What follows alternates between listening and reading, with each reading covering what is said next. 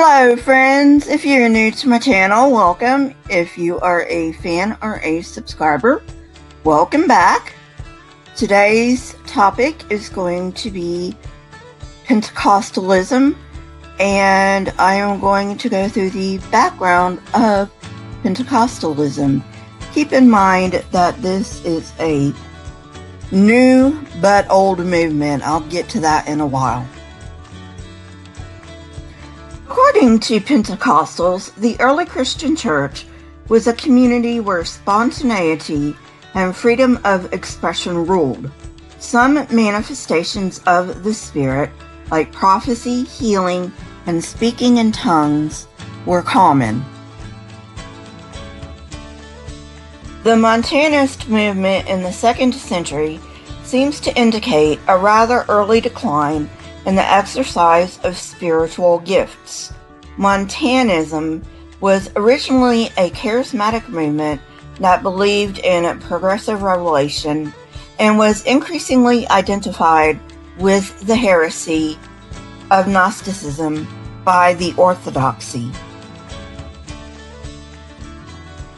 Montanus was not the only early Christian to speak of the gifts of the Spirit. Other early Christians who wrote about gifts of the Spirit were Bishop Ignatius of Antioch, Bishop Clement of Rome, and Justin Martyr. However, Catholic squelching of Montanism put a damper on similar tendencies for centuries.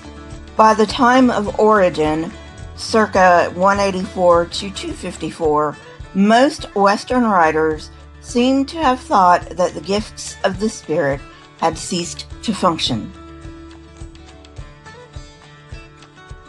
Even though the Catholic Church has always been known to put a damper on charismata, they have also been known to proclaim people who've had charismatic experiences as saints.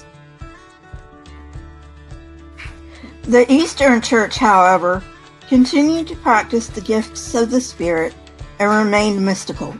These churches have recognized, expected, and controlled the charismata, and it has been a continuing experience with them, though mainly only in monasteries.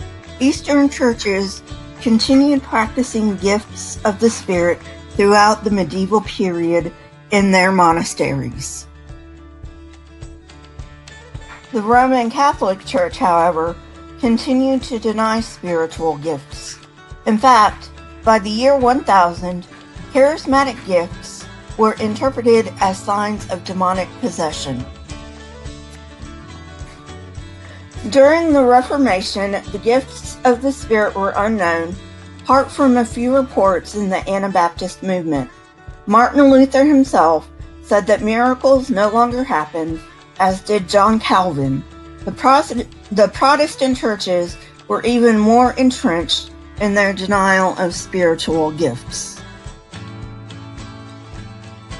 After France revoked the Edict of Nantes, which gave religious freedom to the Protestants in 1685, most left France.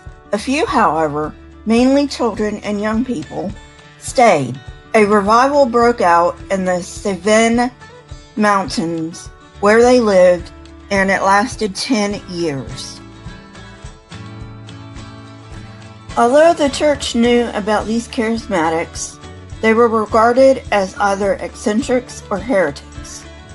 The modern Pentecostal movement started with the holiness movement in the 19th century. Well, friends, I think this is a good place to stop. Next time we will start on with the holiness movement, and we'll go on from there. If you like this kind of content, please hit the like button, press the subscribe button, and if you would like to be notified when I come out with new content, please hit the bell next to the subscribe button. Again, I apologize for my source being a book.